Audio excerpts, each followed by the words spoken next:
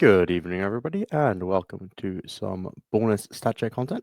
I'm going to be going through the WTC lists for Genestealer Cults. I thought it was an interesting place to start for some personal analysis of the WTC, kind of having a look at the impact of the metagame on Host of Ascension, some of the list choices people are making, and kind of giving you a feel for what people are finding is working for them with Host of Ascension right now, as well as one other spicy Outlander Claw list that did make it through. So there are 12 teams bringing Genestealer Cults to WTC. Now, if anybody remembers last year, there were a stone cold 0. So this is a marked increase. We have 12 of the 42 teams bringing this faction. 11 of those teams have chosen to bring Host of Ascension, and there are a lot of similarities across those lists. So I thought it'd be interesting to kind of dive into which ones are the same, which ones are different, and how people are diverging from the sort of, I'm going to call it the standard template of the thing that we've been playing for the past couple of months. Obviously, I've had some success with the bikes version of the army since I played it for GT in Scotland, which was the Ford Valley War Games event. I also played it for a little team event in Scotland this weekend. So far, 8-0 with this version in tournament play, as well as all my practice on top of that. And a bunch of teams have picked up on that version and brought either very similar or slightly divergent versions. So I thought it would be interesting. I threw all of them into a spreadsheet.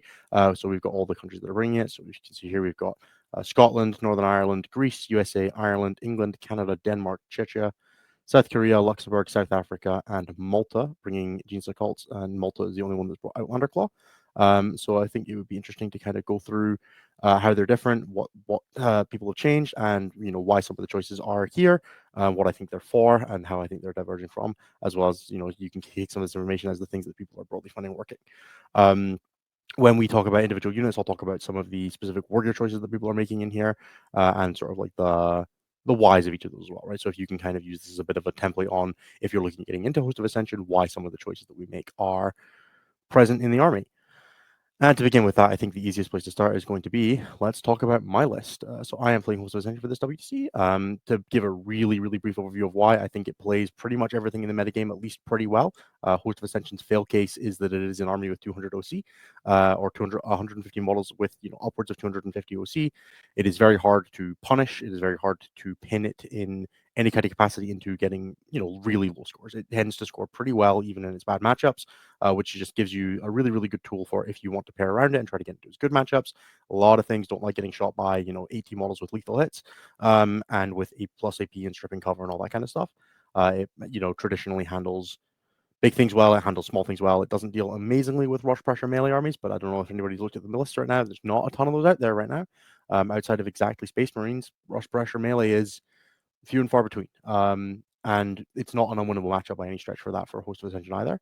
And there are some lists in here that have gone harder into tools to handle that kind of matchup, I think, which is going to be a little bit interesting to look at. But yeah, broadly, yeah, I think that's the reason to bring it. It's also an army that traditionally people can be quite slow with, and playing 4-hour rounds at WTC is a nice helper for that additional like 30 minutes of time that you get to spend playing the army, as well as playing against people who are at a high enough level that they should understand your list well enough to not be like spiraling into downtime themselves. So to run through the list, we're playing Host of Ascension for access to its incredible day shoot detachment rule, which is the sustained hits that ignore cover when you arrive from reserve until the end of your next fight phase. Stratagems like crit 5s for shooting on melee, +1 to wound for 2 units into a single target for 2 CP, 6-inch deep strike, charge mortals being the big ones. But also there are some interesting things with blips and I forget what the other stratagem even is.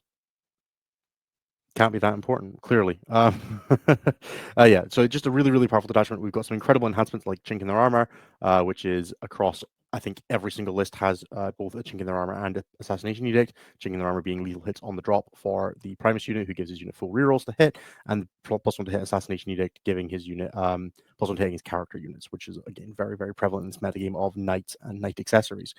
So yeah, I think the common consistent theme you'll see across all 11 Host of Ascension lists is the Primus with Chink in their armor and the Benefactors with Assassination Edict. Most lists will have at least one Redactus Saboteur, and then we have some diversions from there. So to run through my version quickly, we have Primus with Chink in their armor. and 3 Benefictuses. One has Assassination. Benefictuses having a very, very powerful gun themselves with their one-shot las cannon that they can hazardous for 2 shots, as long as you're comfortable riding the lightning of that 3-wound model using its hazardous gun with a unit with no other hazardous weapons. Always a little stressful. We have a Nexos in my list for the free stratagem and the ability to move blips around, giving you some additional shenanigans. We have the Reductive Saboteur. She typically, in most of these lists, carries the Warlord. There are a few lists that don't have her as the Warlord, but generally we run this as the Warlord because she is the least useful character in the event you play the Knight matchup, where your Warlord dying gives the Knights a bunch of bonus benefits. So generally, you'll run her as your Warlord in order to have them sort of like hide at the back of the board and not die in that specific matchup. Otherwise, it doesn't really matter who your Warlord is in the current metagame. But yeah, having the one thing that doesn't have to go towards your opponent being the Warlord is typically preferable. There is a really other minor benefit. I think there's the Death Company Captain that you sometimes see in Blood Angels list at the moment does get a benefit against the Warlord unit if it dies in combat. If that comes up for you and your Warlord is like, I'm really sorry that happened to you, but you just killed a Death Space Marine character in combat, something's probably going right for you. So we'll live with the consequences if that's the case. I then have 4 squads of 20 Neophytes. Now, these Neophyte squads are all running what I would consider the default loadout, which is the Weber grenade launcher for special weapons, and then the seismic cannon and mining laser for heavy weapons. Now, you do occasionally see heavy stubbers in one of those weapon slots, typically over the mining laser, because of that shot quantity of volume. I think someone ran the math a while ago that if it's a Benefictus unit without the Primus, technically against a few targets, the heavy stubber is higher damage output. But personally, I live on the line of you should gamble your life away and just go for those mining laser hits, because nothing in the world feels like hitting that 6 or that 5 on the crit with the stratagem with the mining lasers. And that's part of why we're here, right? That EP4 ignore cover on that last cannon is one of the biggest difference breakers for any matchup. And it's one of the reasons that these Neophyte squads can punch up so high, is that they always have the threat of 1 to 4 hits with that weapon. I have 1 squad of 10 Neophytes. They're just there for the sticky objective and also to be an annoying little 10-man unit with decent OC. You'll see that fairly consistently, that most armies have at least one of these because it can start on your home objective, gives you that, reduces your reliance on keeping that 5-man Acolyte squad on your home objective. You can run off it in the mid-game if you need to, or if they die to indirect, you can say like the Mirror Match or Guard or Eldar with Tempest launchers, Plagueburst crawlers being a really prevalent example right now. And they do give you a nice little tool for there. We're running all of these with call icons, obviously, and the sergeants don't get any special weapons. They just get the standard call icons. And I believe across all of the other there are, oh my days, 4, 8, 12, 16, 20, 24, 28, 32, 35, 40, 43, 46 squads of Neophytes. I believe all 46 of them are loaded out the same way, which is not surprising. I think every single person that is running almost enough Benefictuses to cover their entire or Benefictus plus characters to run their entire output. I believe the only person who isn't is Max, which we'll get to when we get to him, for covering their character bases. We then have 3 squads of Flamer Acolytes. These guys all have a cult icon and do not have the demolition charges, and then 1 squad of melee Acolytes, which has the full suite of heavy weapons. The melee Acolytes are mostly just on your home objective, and the Flamer Acolytes are your sort of skirmishing and early scoring pieces. They go out and do your actions, they drop in your opponent's backfield to do those, and they harass your opponent's small units and flip objectives, and they're very good at that. They're very good at doing that, nice and cheap, and they're easy to bring back with resurgence points. We then go into the other units package. That's once we get past battle line. We have 3 mortars, 1 with spotter, 2 with survey augers. These guys are in the list to harass your opponent's backfield, to strip cover, to apply plus 1 AP in the case of all of them, to strip cover in the case of the survey augers. I'm running 1 with spotter and 2 with survey augers. Survey augers are better because they strip cover, but they do hit on Ballistic Skill 4, so they're usually hitting on 5s into most targets. I believe the rough math is that a spotter is 97% chance to hit at least 1 shot into non-blast targets, and a survey auger is 90% to hit the shot. So you are quadrupling the fail state, right? Like 3% versus 10%. You are 4 times more likely to miss the shot, but that doesn't mean that you are, it's still only 10% to miss.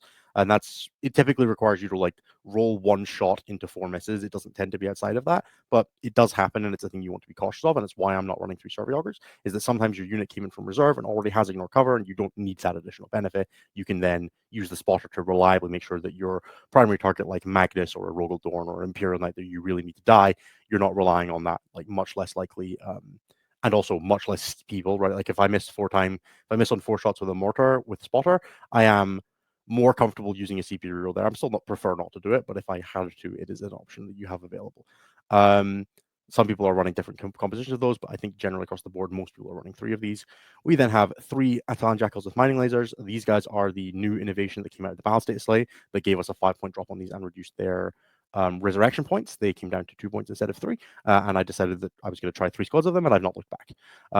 They have the mining laser because the flamer always does nothing, and the mining laser sometimes does something. That's the really rough math, but they're very good at keeping your opponent's front field a little more restricted. They have the ability to threaten light vehicles, even medium vehicles if you're a little bit brave. They chip out some repetitive mortal wounds, and they can dynamically change your opponent's screening mid-turn, which is great. They have Scout. They give you some really good options for going first in a meta game that really does reward going second with secret mission with challenger cards. Apologies. And then we have 2 squads of pure strains, which are just our sort of like generic skirmishing unit early gameplay. So I've kind of ordered the rest of the lists from all the ones down by how similar they are to mine, which, I'm going to call mine the template that other people have started with, because I may not have designed this list, but I have popularized it, I think is the technical term that I'll use, with all credit to Floof Cox for being the original host of Ascension player and the one who sort of came up with the archetype that we've been taking since then. But I definitely feel like popularized is a word I'm willing to use for the state that it is in now, to the degree where we're seeing 11 of them at WTC. So to that degree, Nathan Cooper for Northern Ireland, Panos Papadopoulos for Greece, Sam Pope for USA, Charles Gould for Ireland, and Tom Lohman for England, I believe, plus minus a couple of war gear options, are playing basically the same lists. But specifically the first 4, so Nathan, Panos, and Sam, are playing unit for unit identical lists to me. We are all on the same generalized core. There is a couple of I think there's a couple of war gear choices in the sense that I think Sam has a different loadout in his 10 neophytes to me. I have the flamer. I think a couple of these guys have the grenade launcher in that unit instead. Very, very minor differences. And broadly, we can consider these to be the same list for all intents and purposes. We have Charles Gould. Charles has one of the only reasonable changes, reasonably large changes, which is that he has Survey Augur on his 3rd mortar. So all 3 of his will be stripping cover, which means that in the late game, he's got much better chance of keeping his neophyte squads activating in full capacity, but he does have that higher chance of missing with all of them. Across the board of if you have 3 of them at 90% chance to hit, right? So it's 0.9 times 0.9 times 0.9. And I need to actually make that a formula. So, across a regular turn, he has a 27% chance for at least one of them to miss if he's firing them all at non-blast targets, which is a higher risk tolerance, right? 1 in 4 turns, effectively. So Charles is going to be a little more encouraged to getting his active in the game, getting those stubbers firing to have that better chance of getting those hits, right? So a little bit different there, but nothing that I would significantly call a major change. Tom for England has gone with a slightly lower scoring capacity. He has 1 less score of neophytes, so his sort of on-board pushing presence isn't quite as high. He doesn't have that option of having that 10 man off the table for a 10-man 20 OC drop onto an objective at OC6 or a longer chain, but he does have a second reductive saboteur in place, which gives him a little bit of additional indirect, an additional source of that free grenade. Now, if you guys know me well, you know that free grenade is one of my favorite things in Warhammer, and every list decision I made is often made around what lets me grenade more, because I love that stratagem. It's very powerful, one of my favorites. I'm using it non-stop. I think it might be my most used stratagem this edition, even so more than CP reroll. So Tom has gone with the second one of those, which is much more the sort of original archetype. The version that we were playing back in the Elder Helmet game was running 3 of them because they were just that good, and they still are. I tended to find that the better and better my opponents got at playing into Genestealer Cults, the more I was struggling to trigger more than one of them at once in a game, because my opponent would very frequently, if they had to trigger the first one, would dive the second one at the same time and would prevent that. So Tom's going to have a little bit more of a requirement to play around that and play through that, which I think is a very doable challenge, but definitely one to keep an eye on. Okay, next we have Riley Tremblay for Canada. Riley has done a couple of small changes. So the main one, he has that additional reductive saboteur that Tom also has, and he has gone with double spotter and 1 survey ogre, as has Tom, right? So they've got that additional spotter, so more reliability, but less sort of spike damage, right? They can't just they don't have that ability to just go lots more remove cover, so they're a little more reliant on their drop turn, a little less reliant on their sort of late game push presence. This list will transition much better into being much more into being just OC models once they kind of get into the game, but it's not the end of the world. And to fit that in, Riley has cut the third squad of Outland Jackals, or not put in the third squad of Outland Jackals, I suppose is the technical term. And he's gone with Incinerators on his. So his are much more of a sort of skirmishing, small piece presence. They're going to be much better at harassing scouts and things like that, whereas they won't have that ability quite as well to punch up into light vehicles. This unit definitely is never threatening to pop a Rhino on turn one without very, very much high rolling or some support, where the Mining Lasers are. But the Mining Laser is also, the Mining Laser is, even if it's hitting on 4s and winning on 3s, is only 33% chance to force a save, let alone if that save is like an invulnerable save or anything like that. So very, very sketchy on whether they're going to do damage to 1 and 3, but the Flamer will never hurt a light vehicle. So, to win the degree of, you might make them take a couple of saves at AP1 or 2, but that's unlikely to be a significant breach in the damage output. Okay, Richard Grint is the first player here that does not have the Nexus, so no free strike coming out of that Nexus, but he does have the additional Reductive Saboteur instead. And in order to fit that brief change in there, he's also swapped out one of the Flamer Acolytes for an additional melee Acolyte squad. So Richard's got a few, because he doesn't have that Nexus, he has the additional scoring unit instead with the melee Acolytes that he can potentially like run onto his expansion objective on turn 1 and get 2 shots at that 4-up CP generation once he kind of gets into the mid game. So it's a little bit of a different approach on trying to get that CP. It's a little less reliable. In the sense that you will not always have it, but you could potentially be having it from as early as turn 2 and keep it for the entire game, where the Nexus does usually die by sort of like turn 3 or turn 4. And it does give him an additional melee unit with 10 OC that he can go and stand on an objective to go and do something. So I think it's an interesting change. It lets him have that a little bit more sort of push pressure in the early game, but it does mean that, in that situation where like you go first with the melee acolytes, you don't get to roll for that CP generation. So if he goes first, runs up to an objective, that objective gets flipped back off him, because that's what people do in 10th edition. They flip your objectives off you. He doesn't get a CP generation that turn. It's going to be much harder for him to look for play lines like the Rapid Ingress into Overwatch with the Primus unit, and his CP economy could be a little hurt by that. So it's really on him to like leverage the additional OC and the additional melee unit that can again threaten light vehicles because of those anti-vehicle 4-up 3 damage melee weapons. Right, that's the differentiating factor that he's got there. We also see in here that he's gone with the traditional, or say the standardized Mortar Surveyor and triple mining lasers, again adding more into that sort of like additional onboard push pressure. All right. Again, I'm gonna butcher some of these country names, but Jacob Leitner for Czechia is playing very much the same sort of archetype. He has gone down the Nexus again, so a little bit lower on that CP output. And in order to fund that, with those points that he's gaining from that, he has also cut the 20 man of Neophytes, the fourth one. He's the first player to have done that, and he has upgraded one of his 5 mans of Flamer Acolytes to be a full demo charge squad. Now he's kept the Benefactors and the Primus switching in their armor, which means he does have the flexibility to kind of mix up what's in this Flamer Acolyte squad, right? You can do a Benefactor squad to give it lethal hits, you can do a Primus squad to give it full reroll, so it very much depends on what he's looking at targeting. But that unit does have, it ends up being 46 plus 4 instances of blast shots at 922 with the potential for sustained hits, lethal hits, ignore cover. Once you put that in there, and crit 5s, it is very, and then you now have reroll 1s to wound and wound rolls against units and objectives. It is very capable of punching up into some very big targets with the use of stratagems that come out of Ascension, whether that's crit 5s or +1 to wound. The reason that we typically don't run this, and the reason that I don't like it personally, is that it is a very, very big CP expenditure. You are required to spend speed on this unit to make it activate. It has to either 6-inch deep strike to fire its guns at 8 inches, because they do not fire from natural deep strike. It does have that restriction, or it must rapid ingress. And realistically, because you're kind of adding a combat unit in the sense that this is now a squad of 10 melee acolytes that has a reasonable requirement to want to use its combat attacks, I don't believe demolition charge acolytes lose their melee weapon in order to take the demolition charge. I believe they used to, but I don't think that's a thing anymore. I am going to just quickly double check that. War gear options. No, they just replaced their hand flamer. Yeah, so the unit does become a 32 attack melee unit that has a reasonable degree of, like, it's really good to rapid ingress that unit because it can rapid ingress in, walk forward, shoot its gun, charge something else, and have that lethal hits, that sustained hits potentially coming out, or lethal hits on the sustained hits on the melee range attack, lethal hits on the charge attack. If you stick that in with the Primus with full rerolls, it's very, very capable of punching up into a lot of targets with +1 to wound, full rerolls, but it's a very, very big CP expenditure, and this list does cut the Nexus to fit this in, which again just like cuts into that budget that you have for spending CP on things like this. And that's why I typically advise people to stay away from playing that additional melee brick, right? People love playing the metamorphs or the aberrants and things like that in this detachment, and I find that it's really, really difficult to manage your CP resources in an army that's already very, very. I could spend 10 CP a turn if I wanted to, and you do not get 10 CP a turn. You get between 2 and 5, depending on how well you're budgeting your character resources and how good you are at rolling 4-ups or discarding tactical cards. This and now adding in significant melee presences is one of the best ways to kind of cannibalize your own desire to do that. We see in his sort of the rest of his scoring package, though, basically everything is the same. We have the neophytes. We have still two squads of flamer acolytes, one squad of melee acolytes.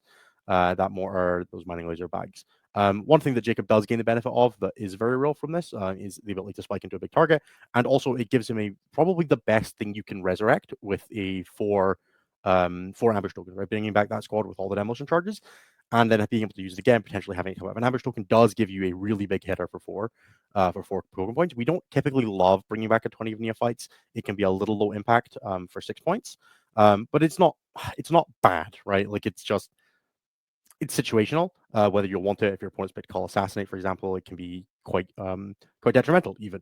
But that 10 Acolyte squad does give you a quote-unquote hammer that you can bring back for 4 points that does a lot more for its points off of a resurrection than anything else does in this detachment, because the unit scales quite well with size, because it's a lot of wound rerolls. The more attack you have to wound reroll with, the more reliable it becomes. A 5-man Acolyte squad is not super reliable. This squad can be very much more.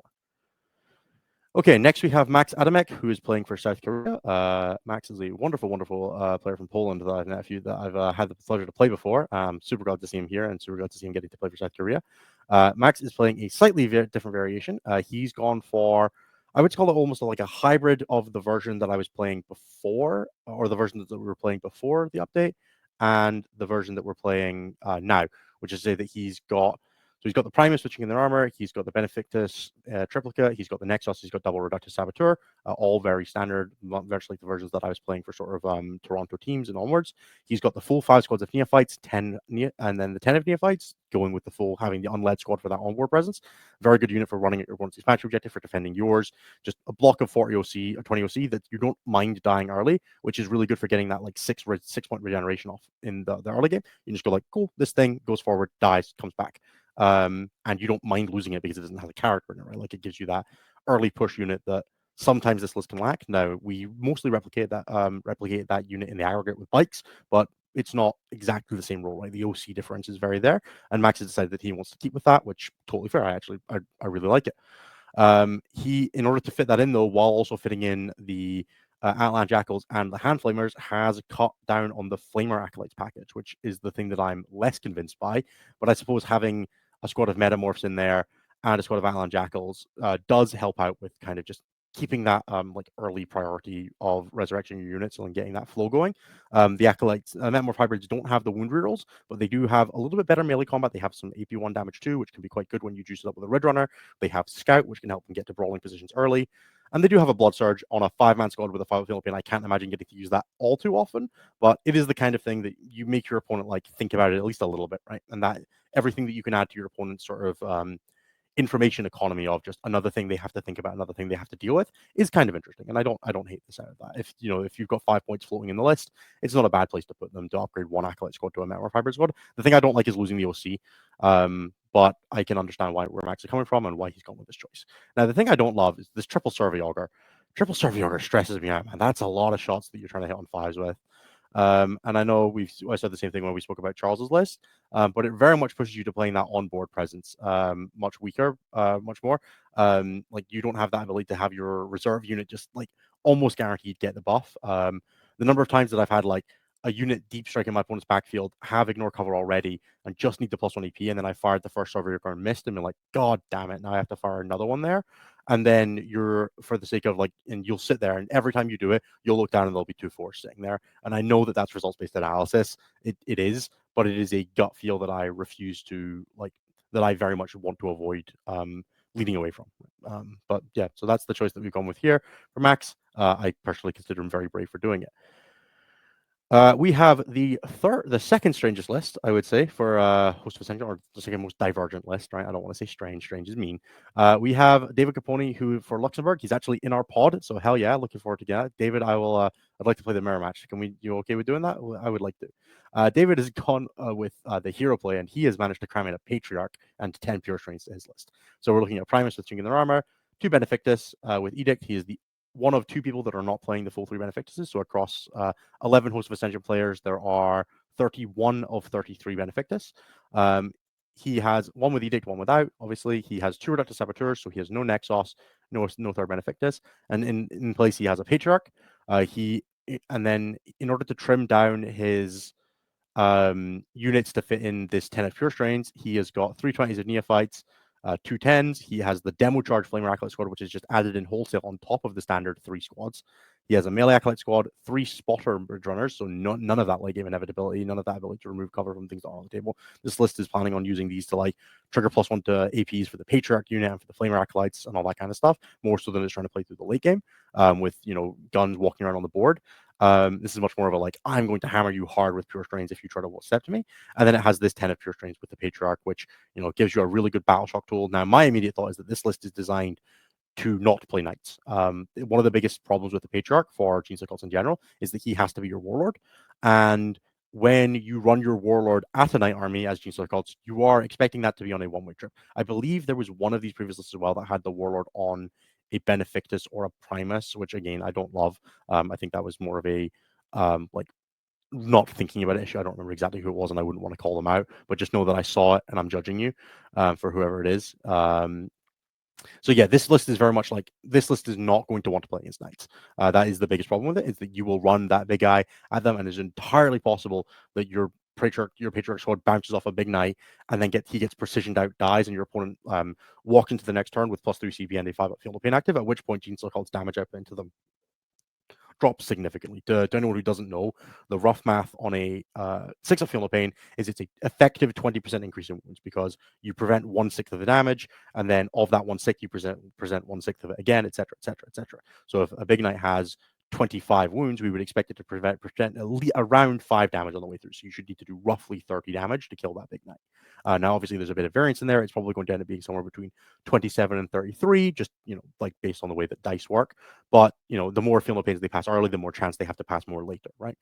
Now, the second that turns into a 5-up Feel No Pain, it goes from being a 20% increase to a 50% increase, because yes, they prevent 33% of the wounds, but then of that 33%, they prevent another 15, 55, 33% of that, right? So they get another 11%, and then of that 11%, they get another 33% of that, which so it nets out on the average to 50%. So instead of needing to do 30 damage, so you now need to do roughly 38, which again, once we add in that variance, becomes somewhere between 34 and 42. Now, that's a lot more. That's doing an additional 10 damage across the average of a big knight at the high end, and maybe even more. And we really, really don't want that to happen. That's why we run our Saboteur as the warlord traditionally, so that that doesn't happen. And this list doesn't get to do that. So I would definitely be very much cognizant that this is the kind of list that's going to perform to stay away from the matchup. It's also, in order to fit that in, missing the Jackals. It does not have that early skirmish piece, that thing that can move block knights and keep them in the deployment zone. So this list is very much going to be looks like it's a lot more trying to play on the gunline armies and the maybe like having a bit more of a better matchup into melee pressure, because it can threaten the interrupts and can sort of like stress their CPU resources out in a different way than what the traditionalist does. Now, that's definitely a thing that you can get away with in pairings. I would be very cognizant about doing this in singles right now. And it still matches into that thing I was talking about earlier, where there is that difficulty with CP management, right? Adding in a melee unit always stresses out that CP. I would not be surprised to see this unit rapid ingressing, which then removes your ability to rapid ingress another thing, right? Like all that kind of stuff. So definitely interested to see how David performs. We are playing him in pods. We are actually playing these guys in round 2. So I'm looking forward, and hopefully we'll get that mirror match, David. I'd love to play it. Then we have the last version. I don't know if this is strictly speaking more different than David's, but these are about equivalent, so I figured we'd talk about it last. Jason Rodriguez for South Africa is playing Primal switching in their armor, benefits with Edict, benefits with Edict. And I did a very good job of trying to keep the lines all secure, but he added so many extra characters I had to shift it up. So we have 2 Reductive Saboteurs, again, getting that ability. And you'll see that consistently across the back of all these lists, right? All the lists that aren't sort of, I would call it, mind-derived, which is to say these 4 plus mine, are all playing double Reductive Saboteur. So the second you get away from playing my exact list, it feels like a lot of people that did that to get that second Reductive Saboteur in, which is totally fair. And I really, really do like the Reductive Saboteur. Just depends on exactly what questions you're asking and trying to be asked, right? I typically find that it's much better to MSU matchups and much worse into big boy matchups. They tend to not like getting walked at by a Vindicator and then having to kill it and die. My lighting is awful right now. I'm so sorry. I'm going to go and flick a light on behind me.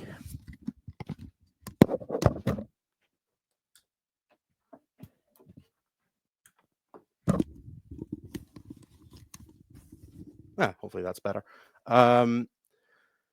Okay.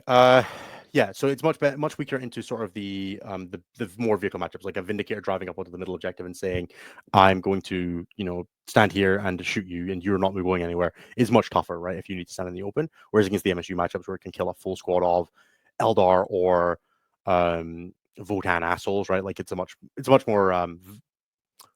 more promising proposal, right? So it really kind of telegraphs towards these guys are all these double saboteur are much better against the um like the small stuff that the indirect is relevant to. I'm a little bit weaker into the tankier side of the metagame, right? Like the indirect does a lot against small armies. It's good into scouts. It's good into all that kind of stuff, and it does much less into an Imperial Knight army. So yeah, again, it just kind of points towards priorities and pairings for these lists.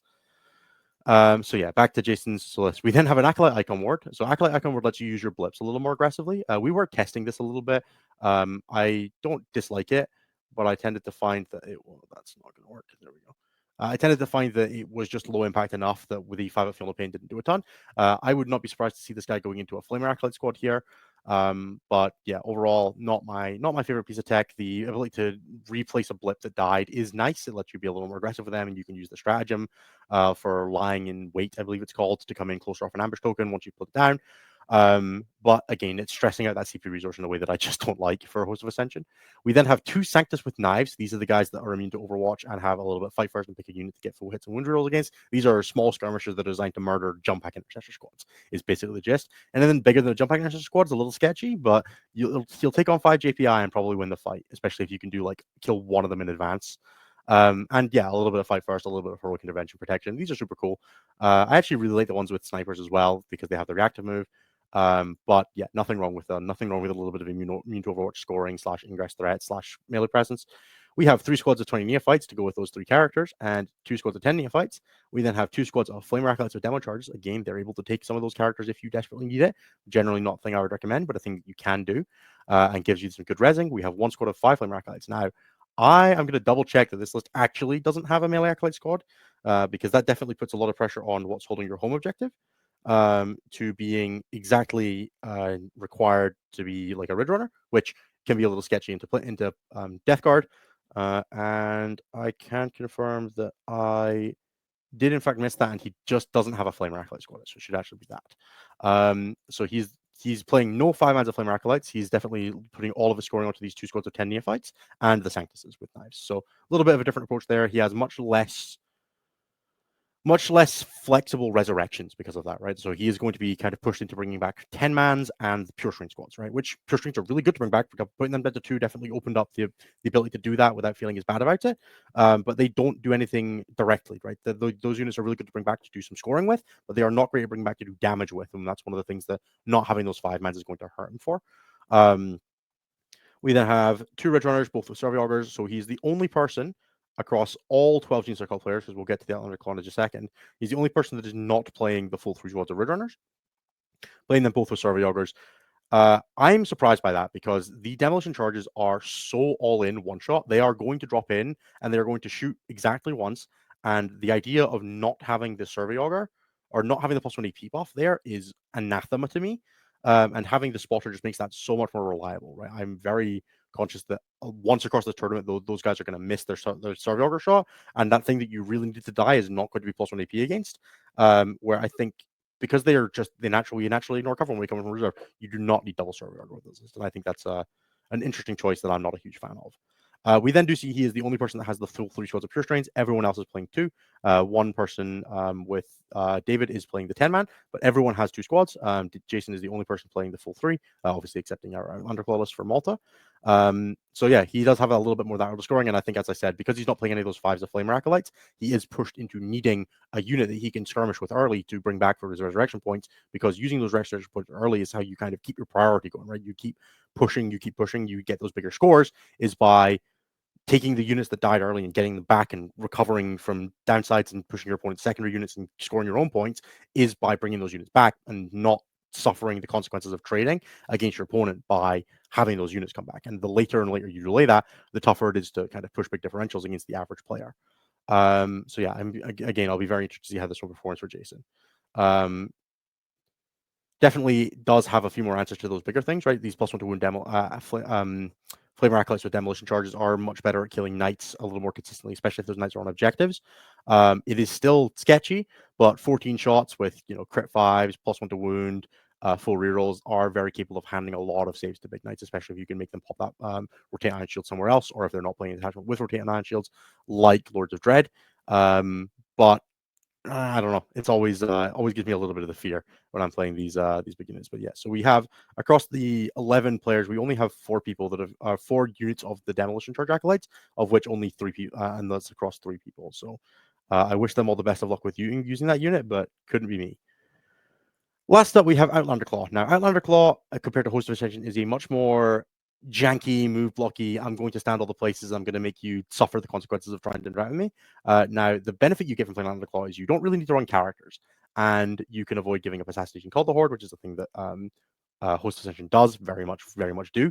And the downside you get of that is that everything does much less damage. You are very much throwing sticks and stones at people and hoping for the best. You don't really have good damage stratagems. There is a terrible lethal hit stratagem that requires you to be in half range and to be a bike or Achilles Ridge Runner, which it's not bad for Achilles Ridge Runners, but they very rarely want to be in half range. So what do we have here? We have 2 Reductive Saboteurs as the only characters in the list. We have the full 6 Squads of Flamer Acolytes, which I am deeply jealous of. I love the 6 Squads of Flamer Acolytes. I am hoping, and I didn't exactly confirm this, but I believe there should be 3 with banners and 3 without. The 3 with banners can go inside the truck, can go inside the rock grinders, and when those rock grinders die, if they take casualties, they can disembark and then regenerate the casualties if they take any from the damage, and then be more aggressive on the board. And then the other 3 are max flamers for maximum damage output, because you really need that little bit of extra damage. I also wouldn't be surprised if it was just 6 with icons. It really isn't a huge deal, but it is a thing that I would be aware of if I was playing this army. And then 3 squads of 10 neophytes, which will be going on those trucks to give out that full wound rerolls on the unit when it disembarks, to be able to be 20 OC that can be delivered anywhere.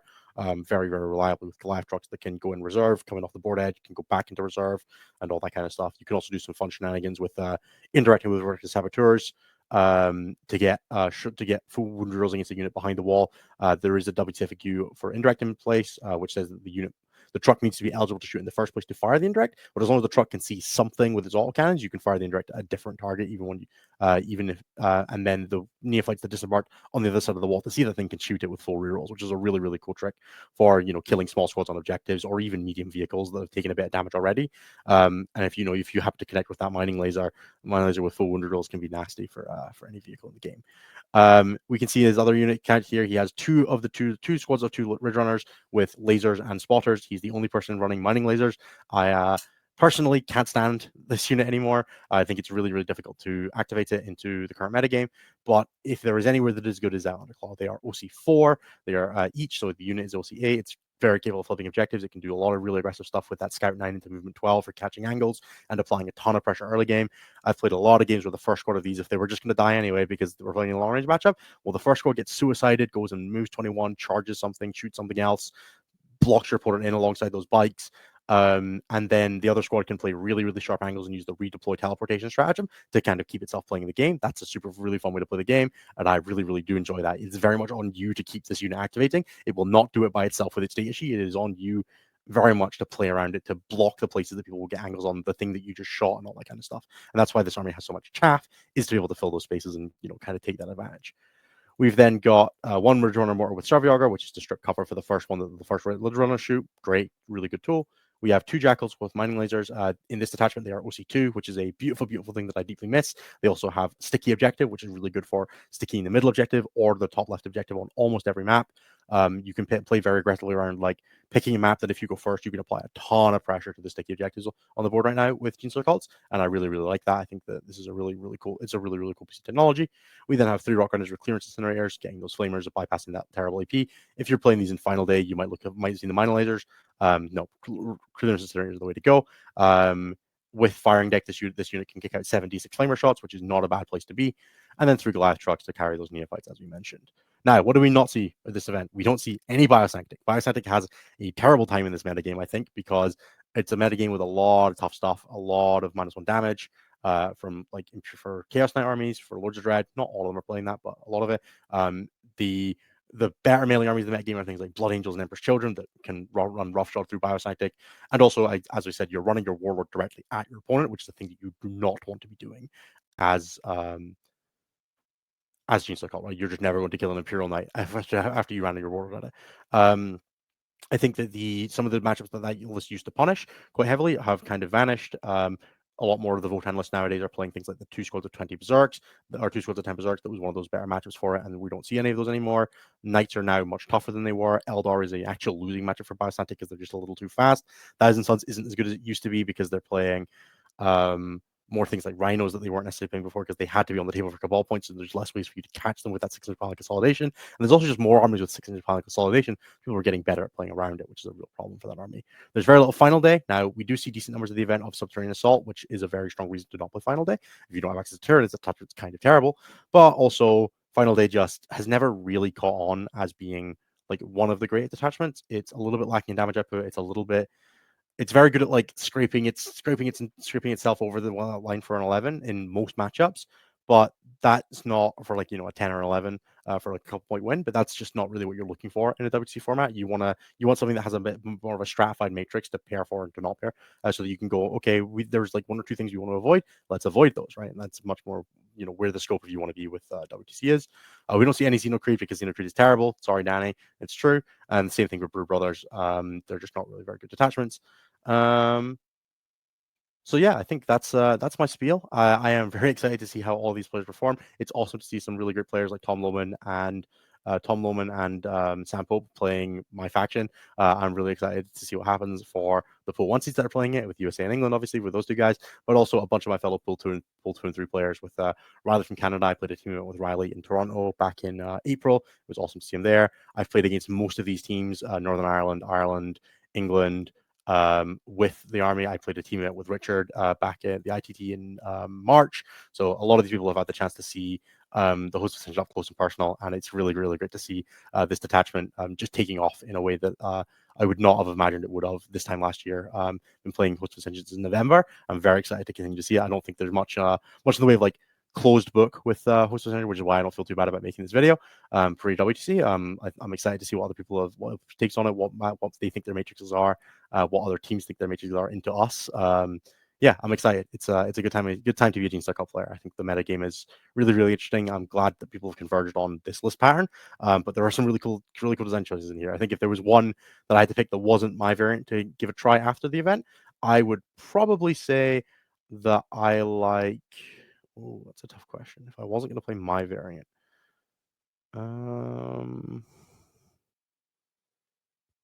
yeah, I like David's list quite a bit. Like, if we weren't playing a nightmare game, I don't hate the idea of having that Patriarch squad in there. I don't think I would play the Flame Acolyte squad, or with demolition charges. But other than that, I think I like this. I like this one the best. I admire his guts to bring the Patriarch. Is really what I'm kind of saying here. So yeah, it feels weird. Like, none of these lists are so divergent as to be like majorly different enough for me to say that there's really, really cool list designs in here. But it is interesting to see the directions, and I'm always keen to keep an eye on Outlander Claw. So I'll be watching Mike's results closely. I would like to, I'm always keen to get back on the Outlander Claw train. I know Eric Lathyrus still loves it, and it's very much his baby, not mine. As much as Biosantic was Danny's baby, and Host of Ascension was Floof's. I've just been a fair weather jump to whichever one I think is best player. Right? I think that's where I like to be in the metagame. Obviously, Final Day was Nick Namavati's baby, and I don't know if you noticed, but Nick Namavati's playing Eldar. And never even thought about Final Day for this event. I don't think. So, what can you say? All right, guys, that's been it. I will be back. I will hopefully be doing one of these next time for a different faction. So if you have any thoughts on which one you'd like to see next, drop a comment. I'll have a look at them. Please don't pick anything that has like 30 plus players, but anything that you guys think would be an interesting one to cover, I'll do my best. Otherwise, thanks very much for watching. I'll catch you next time. This has been some StatCheck bonus content. I've been Innes. If you liked what you heard, you can check out youtube.com/StatCheck for more content from us and also from me specifically. You can catch the live show Tuesday at 11 p.m. UK time, 6 p.m. Eastern. Every Tuesday, we go through the meta game and all that kind of stuff. This week, we'll be doing our WC draft. And if you'd like to work with me personally on anything I spoke about today or anything going forward, whether you're prepping for WTC or your own team tournament, or just you want to beat your friends a little bit better, check out stat-check.com/coaching or drop me a message at coaching@stat-check.com. Or you can find me on Discord, Innes Wilson, or I'm probably in a Discord that you're in. It should not be hard to find my name. Otherwise, thanks very much for watching. We shall catch you next time.